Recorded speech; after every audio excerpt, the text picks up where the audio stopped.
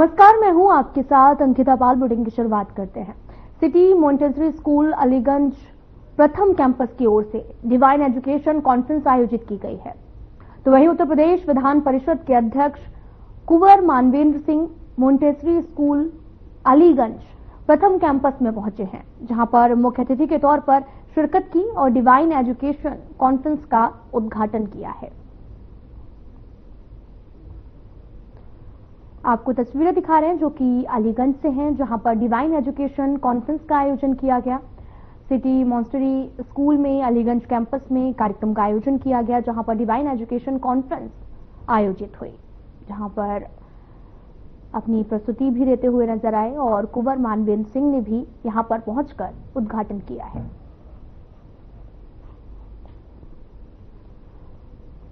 तस्वीरें आपको दिखा रहे हैं जो कि अलीगंज से हैं, जहां पर कुंवर मानवेंद्र सिंह ने उद्घाटन किया और बच्चों को प्रोत्साहित करते हुए भी नजर आए हैं। डिवाइन एजुकेशन कॉन्फ्रेंस का आयोजन हुआ, जहां की तस्वीरें आपको दिखा रहे हैं। तस्वीरें अलीगंज से हैं, जहां पर फ्यूचर लीडर प्रिपेयरिंग पर भी यहां पर आयोजन हुआ और यहां पर कुंवर मानवेंद्र सिंह ने इस कार्यक्रम में पहुंचकर उद्घाटन किया। डिवाइन एजुकेशन कॉन्फ्रेंस का आयोजन हुआ है।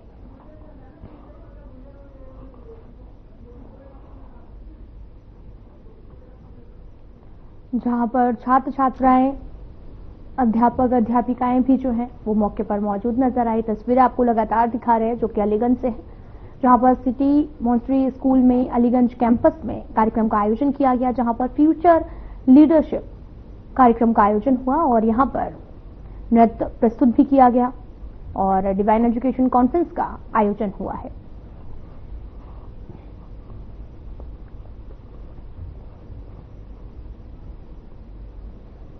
आपको बताते चलें कि डिवाइन एजुकेशन कॉन्फ्रेंस का आयोजन किया गया है यहां पर, और यहां पर छात्राओं ने जो है वो प्रस्तुति भी देते हुए नजर आए। तस्वीरें आपको दिखा रहे हैं जो कि मॉन्टेसरी स्कूल की हैं। डिवाइन एजुकेशन कॉन्फ्रेंस कार्यक्रम का आयोजन किया गया है।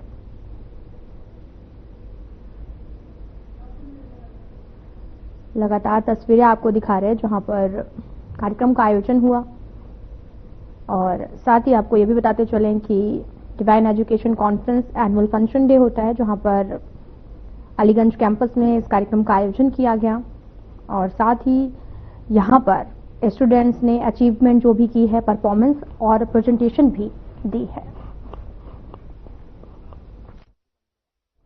तो वहीं राज्यसभा में बोलते हुए केंद्रीय गृह मंत्री अमित शाह ने कहा कि संविधान की 7वीं अनुसूची के तीसरे भाग की प्रविष्टि संख्या 23 के अंतर्गत आपदा प्रबंधन का विषय आता है। आपदा प्रबंधन केंद्र और राज्य सरकारों दोनों का मामला है। कई सदस्यों ने चिंता व्यक्त की है कि इसमें सत्ता का केंद्रीकरण हो सकता है और संघीय ढांचे को नुकसान भी पहुंच सकता है। मैं आपके माध्यम से पूरे सदन और सदन के माध्यम से पूरे देश और सभी राज्य सरकारों को आश्वस्त करना चाहता हूं कि एक ऐसी लड़ाई है जिसमें हमारा उद्देश्य सिर्फ केंद्र सरकार और राज्य सरकारों को ही नहीं बल्कि स्थानीय निकायों और हर नागरिक को भी शामिल करना है। इसमें सत्ता के केंद्रीकरण का कोई सवाल नहीं है। बोर्डे तक 24 सदस्यों ने इसके अंदर हिस्सा लेकर ये चर्चा को एक प्रकार से समृद्ध किया है। मान्यवर, आपदा प्रबंधन का जो विषय है वो संविधान की 7वीं अनुसूची के तीसरे भाग में कंकरन लिस्ट की एंट्री नंबर 23 में समाहित है। एक प्रकार से आपदा प्रबंधन केंद्र सरकार और राज्य सरकार दोनों का विषय है। इसलिए कई सारे सदस्यों ने चिंता करी कि इसमें सत्ता का केंद्रीकरण हो रहा है, फेडरल स्ट्रक्चर को हानि होगी। मैं आपके माध्यम से पूरे सदन को और सदन के माध्यम से पूरे देश को, सभी राज्य सरकारों को आश्वस्त करना चाहता हूं कि एक ऐसी लड़ाई है जिसमें न केवल केंद्र सरकार, न केवल राज्य सरकार, पंचायत और हरेक नागरिक को जोड़ने की हमारी मंशा है। इस इसमें सत्ता के केंद्रीकरण का कोई विषय ही उपस्थित नहीं होता है। ये पूरा विधेयक अगर कोई ध्यान से पढ़ेगा तो हमारी आपदा प्रबंधन के लिए जो लड़ाई है, आपदा के खिलाफ लड़ाई है, वो लड़ाई को एक प्रकार से रिएक्टिव अप्रोच से आगे बढ़ाकर न केवल प्रोएक्टिव अप्रोच, इनोवेटिव अप्रोच और पार्टिसिपेशन करने वाले अप्रोच तक पहुंचाने का ये बिल में प्रयास है। मान्यवर, आपदा जोखिम न्यूनीकरण के लिए देश के सम्माननीय प्रधानमंत्री जी ने 10 सूत्रीय एजेंडा जो विश्व के सामने रखा है, मैं बाद में आऊंगा, मगर मुझे कहते हुए आनंद है कि विश्व के 40 से ज्यादा देशों ने इसका स्वीकार कर लिया है। गोरखपुर के दीनदयाल उपाध्याय गोरखपुर विश्वविद्यालय में बाबा नवीरनाथ जी की यौगिक अवदान विषयक राष्ट्रीय संगोष्ठी का आयोजन किया गया। इसमें सीएम योगी आदित्यनाथ ने शिरकत की। इस दौरान सीएम योगी ने सभा को संबोधित किया है। को हीरक जयंती वर्ष के अवसर पर इस महत्वपूर्ण राष्ट्रीय संगोष्ठी के लिए मैं हृदय से बधाई देता हूं और इस संगोष्ठी की प्रासंगिकता इसलिए भी महत्वपूर्ण हो जाती है कि भारत की एक ऐसी विशिष्ट विधा पर आधारित राष्ट्रीय संगोष्ठी है जिसका दिग्दर्शन अभी हाल ही में महाकुंभ प्रयागराज के अवसर पर देश और दुनिया ने किया है। सज्जनों, दुनिया के अंदर लगभग 200 देश हैं। उन सब की अपनी पहचान है, अपनी परंपराएं रही हैं, अपनी विशिष्टता भी है।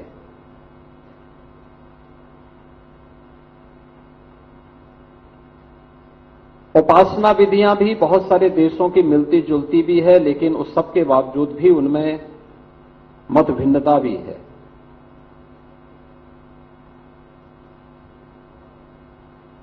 लेकिन दुनिया के अंदर जो प्रभावशाली देश हैं, उन सब की जो अपनी विशिष्ट पहचान है, किसी ने व्यापार में पारंगत हासिल की है, किसी ने दुनिया के अंदर अपनी कला के माध्यम से अपनी पहचान बनाई है, किसी ने अपने नवाचार के माध्यम से दुनिया के अंदर अपनी मजबूत उपस्थिति दर्ज की है, और किसी ने अपनी विरासत के संरक्षण के माध्यम से अपनी पहचान दुनिया के अंदर बनाई है। ये जितने भी आयाम हैं जीवन के, ये भौतिक जगत के हैं, लेकिन भौतिक जगत से जुड़ी भी ये जो सीमाएं हैं, वह स्वाभाविक रूप से उसकी एक सीमा होती है और सीमातीत नहीं हो सकती। दुनिया के अंदर एक देश है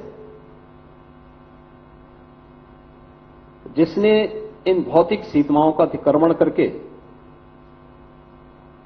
चेतना के उस उच्च आयाम तक पहुंच करके न केवल इस भौतिक जगत की बल्कि ब्रह्मांड के उन रहस्यों को भी उद्घाटन किया है,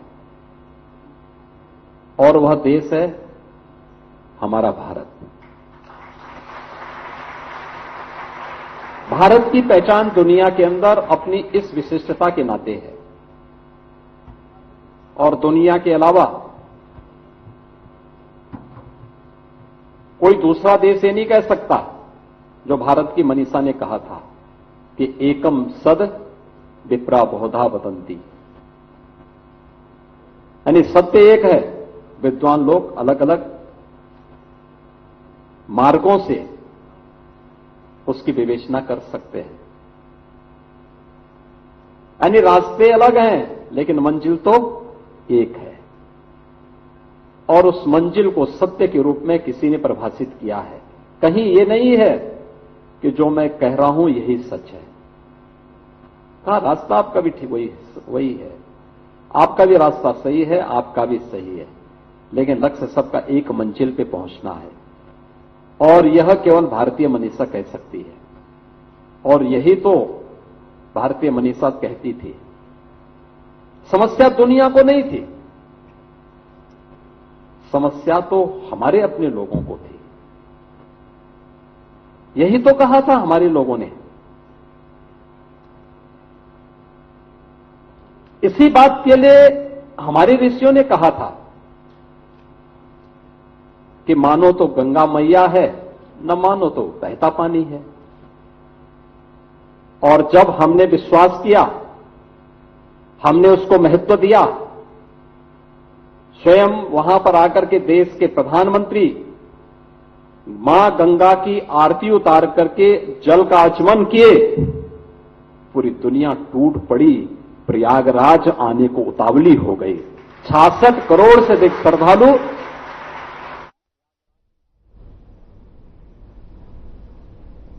तो सीधा आपको लिए चलते हैं आगरा, जहां पर सेवा सुरक्षा सुशासन नीति के 8 वर्ष पूरे हुए हैं। आगरा में कार्यक्रम किया गया आयोजित और इस दौरान सीएम योगी ने कार्यक्रम में शिरकत की है। तो सीधा आपको लिए चलते हैं आगरा।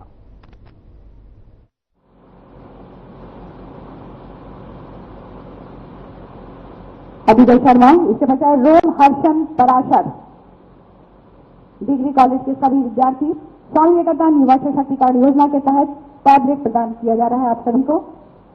और कृषि विभाग की तरफ से कृषि यंत्रीकरण के लिए ड्रोन आपको प्रदान किया जा चुका है और आज आपको प्रशस्ति पत्र देकर सम्मानित किया जा रहा है श्रीमती रेणु अग्रवाल। एक बार जोरदार तालियों के साथ अभिनंदन वंदन स्वागत सभी लाभार्थियों के लिए।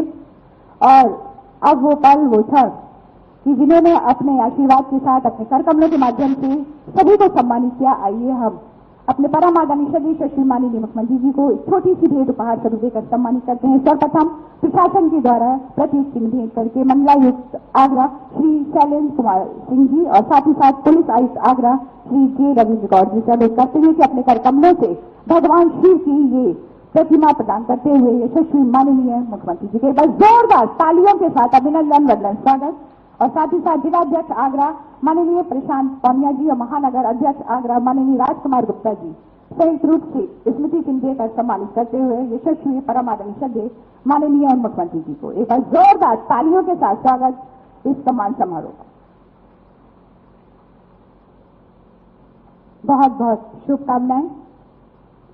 अपनी मेहनत लगन परिश्रम से हमारे वैश्विक पटल पर हमारे उत्तर प्रदेश का मान गौरव बढ़ाने वाले एक बार जोरदार तालियों के साथ अभिनंदन वंदन स्वागत के अपने बोनस सभी को अर्पित करें परम आदरणीय यशस्वी माननीय मुख्यमंत्री। भारत माता की, भारत माता की, भारत माता की, वंदे वंदे वंदे। वृंदावन बिहारी लाल की, यमुना मैया की।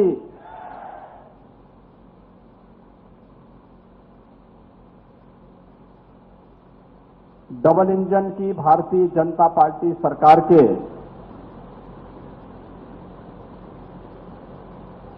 सेवा सुरक्षा और सुशासन के 8 वर्ष पूर्ण होने के उपलक्ष्य में आयोजित जनपदीय विकास उत्सव कार्यक्रम के आज दूसरे दिन आगरा में आयोजित आज के इस कार्यक्रम में भारतीय जनता पार्टी के क्षेत्रीय अध्यक्ष श्री दिग्विजय सिंह साक्य जी, उत्तर प्रदेश महिला आयोग की अध्यक्ष श्रीमती बबीता सिंह चौहान जी, जिला पंचायत अध्यक्ष श्रीमती मंजू भदौरिया जी, महापौर आगरा श्रीमती हेमलता दिवाकर जी, माननीय विधायकगण श्रीमती रानी पक्षालिका सिंह जी, डॉक्टर जीएस धर्मेश जी, डॉक्टर धर्मपाल सिंह जी, श्री पुरुषोत्तम खंडेलवाल जी, श्री भगवान सिंह कुशवाहा जी, चौधरी बाबूलाल जी, विधान परिषद सदस्य श्री विजय सिंह हरे जी, भारतीय जनता पार्टी के जिला के अध्यक्ष श्री प्रशांत पौनिया जी, महानगर अध्यक्ष श्री राजकुमार गुप्ता जी, उत्तर प्रदेश भूमि विकास बैंक के निदेशक श्री श्याम भदौरिया जी, अध्यक्ष जिला सहकारी बैंक प्रदीप भाटी जी, निदेशक वक्फ विकास निगम गुलाम मोहम्मद जी और आज के इस कार्यक्रम में उपस्थित सभी सम्मानित जनप्रतिनिधिगण और आगरा के मेरे सभी उपस्थित बहन और भाइयों, देश के यशस्वी प्रधानमंत्री श्री नरेंद्र मोदी जी के यशस्वी नेतृत्व और प्रेरणादायी मार्गदर्शन में भारतीय जनता पार्टी की डबल इंजन सरकार के सेवा, सुरक्षा और सुशासन के 8 वर्ष पूर्ण होने के उपलक्ष्य में उत्तर प्रदेश के प्रत्येक जनपद में आयोजित विकास उत्सव कार्यक्रम में मुझे आज आगरा के इस कार्यक्रम में भागीदार बनने का अवसर प्राप्त हो रहा है। इस कार्यक्रम में मैं यहां के जनप्रतिनिधियों को बधाई देते हुए आप सभी का हृदय से अभिनंदन करता हूं। बहन और भाइयों, मैं आपका अभिनंदन इस बात के लिए भी करता हूं कि जब मैं एयरपोर्ट पे आया था, मुझे तभी बता दिया गया था कि यहां पे भीड़ हो चुकी है। मैं उसके ऊपर और वहां के बाद आ रहा हूं, 4 घंटे से अधिक समय तक आपने पहले जनप्रतिनिधियों को सुना, उत्तर प्रदेश सरकार की 8 वर्ष की उपलब्धियों के इस वीडियो को देखा और अभी 635 करोड़ रुपए की आगरा के विकास से जुड़ी हुई परियोजनाओं के लोकार्पण का कार्यक्रम भी यहां पर संपन्न हुआ है।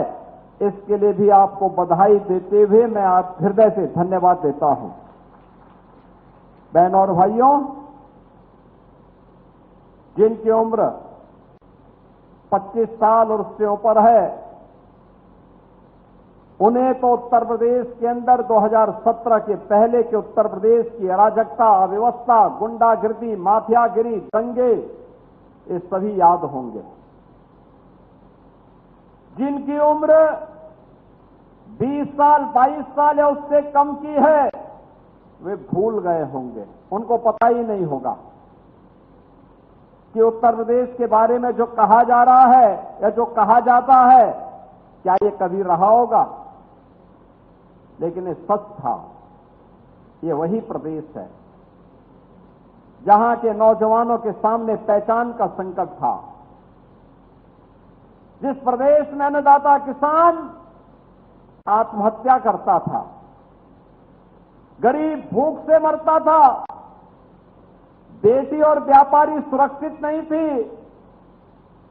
हर पर्व और त्योहार के पहले लोगों के मन में आशंका घिर जाती थी कि पता नहीं इस बार कहां दंगाई दंगा कर देंगे, पर्व और त्योहार तो खराब होगा ही, घर और गृहस्थी न जाने किस किस की उजड़ती है। ये आशंका घर करके पूरी पर्व और त्योहार के उत्साह को ठंडा कर देती थी। बहनों और भाइयों, नौजवानों को नौकरी नहीं मिलती थी और जो प्रदेश के बाहर जाता था उसके सामने पहचान का संकट था। ऐसी स्थिति में प्रदेश के अंदर विकास के कार्य ठप पड़े थे। आगरा के अंदर तो मैं समझ सकता हूं कि टीटीजेड के नाते यहां पर विकास के कार्यों के लिए हमें माननीय उच्चतम न्यायालय पर निर्भर रहना पड़ता है। तब भी डबल इंजन की सरकार ने आगरा के विकास के लिए कदम बढ़ाए, लेकिन अन्य राज्यों में तो कोई अन्य जनपदों में तो कोई टीटीजेड नहीं था। मान्यता थी जहां से सड़कों पर गड्ढे प्रारंभ हो जाएं, उत्तर प्रदेश, जहां पे सायकाल होते ही अंधेरा प्रारंभ हो जाए, मान लो उत्तर प्रदेश, हर तीसरे दिन जहां दंगे सुनाई दे रहे हो, आगजनी हो रही हो दंगों के कारण, कर्फ्यू लगा हो, समझ लो उत्तर प्रदेश। जहां व्यापारी पलायन कर रहा हो, मान लो उत्तर प्रदेश। बहनों और भाइयों, ये पहचान का संकट खड़ा करने वाले लोग कौन थे? ये वही लोग थे जो आज झूठ का पुलिंदा लेकर के फिर अनलगल प्रलाप करते हैं। आपने देखा होगा, उत्तर प्रदेश के गौरव से जुड़ा हुआ कोई भी कार्य हो, ये लोग पहले ही नकारात्मक टिप्पणी करने लगते हैं। याद करिए, जब कोविड कालखंड में हम लोग प्रधानमंत्री मोदी जी के नेतृत्व में देशवासियों को, प्रधानमंत्री जी और प्रदेश के अंदर मैं और मेरे सहयोगीगण जिले जिले में जाकर के बचाने के कार्यक्रम के साथ जुटे हुए थे, तब ये लोग कोरोना के खिलाफ लड़ने की बजाय सरकार से लड़ रहे थे। तब ये कहते थे टेस्ट मत कराओ, तब ये कहते थे ट्रीटमेंट मत कराओ, तब ये कहते थे वैक्सीन मत लगाओ। फ्री में टेस्ट, फ्री में ट्रीटमेंट, फ्री में वैक्सीन और फ्री में राशन, ये डबल इंजन की ही सरकार ने जनता जनार्दन को कोविड कालखंड में दिया था। ये विपक्ष में बैठे हुए लोग केवल आलोचना करके इस पूरे अभियान को फेल करने के लिए एड़ी चोटी लगाई थी, अफवाह फैलाते थे। याद करिए, जब अयोध्या में 500 वर्षों के बाद राम जन्मभूमि पर रामलला के विराजमान का तिथि तय हुई, तब भी इन्होंने विरोध किया। इन्हें आमंत्रण दिया गया, आमंत्रण की बात तो दूर, इन्होंने तमाम प्रकार का दुष्प्रचार किया। पूरी दुनिया अभिभूत थी कि अयोध्या में रामलला विराजमान हो रहे हैं, लेकिन कांग्रेस और समाजवादी पार्टी उत्साह की बजाय इन लोगों के घरों में सन्नाटा छाया हुआ था।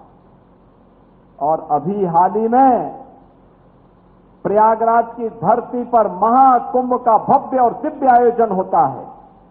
बहनों और भाइयों, इस भव्य और दिव्य आयोजन के साथ उत्तर प्रदेश वासियों को, देशवासियों को जुड़ने का अवसर प्राप्त हुआ। तब भी कांग्रेस, समाजवादी पार्टी लगातार दुष्प्रचार कर रही थी, लगातार दुष्प्रचार कर रही थी। 66 करोड़ से अधिक श्रद्धालु एक जगह पर एक आयोजन का हिस्सा बने, कभी नहीं देखा गया। दुनिया के अंदर कभी नहीं हुआ, कहीं नहीं हुआ। उत्तर प्रदेश की प्रयागराज की धरती पर हुआ, लेकिन ये लोग तब भी विरोध कर रहे थे। और इसीलिए जब इनको मौका मिला था, कांग्रेस को, समाजवादी पार्टी को, इन्होंने विकास कभी नहीं किया। और आज जब विकास हो रहा तो उसमें बैरियर बनने का काम करते हैं। बहनों और भाइयों, ये वही उत्तर प्रदेश है जहां किसान आत्महत्या करता था। ये डबल इंजन की सरकार आई, पहला ही फैसला था अन्नदाता किसानों की कर्ज माफी का, लघु और सीमांत किसानों का कर्ज माफी का कार्यक्रम संपन्न किया गया। कर्ज माफी का कार्यक्रम हुआ, प्रधानमंत्री फसल बीमा योजना, प्रधानमंत्री कृषि सिंचाई योजना और आज प्रधानमंत्री किसान सम्मान निधि के माध्यम से 2,62,00,000 से अधिक किसान अब तक। तो सीएम योगी आदित्यनाथ को आप सुन रहे थे, जो कि आगरा पहुंचे थे, जहां पर उन्होंने लोगों को संबोधित किया है, जहां पर 8 साल के कार्यकाल का जिक्र किया और तमाम मुद्दों को भी उठाया। फिलहाल इस वीडियो में इतना ही। नमस्कार।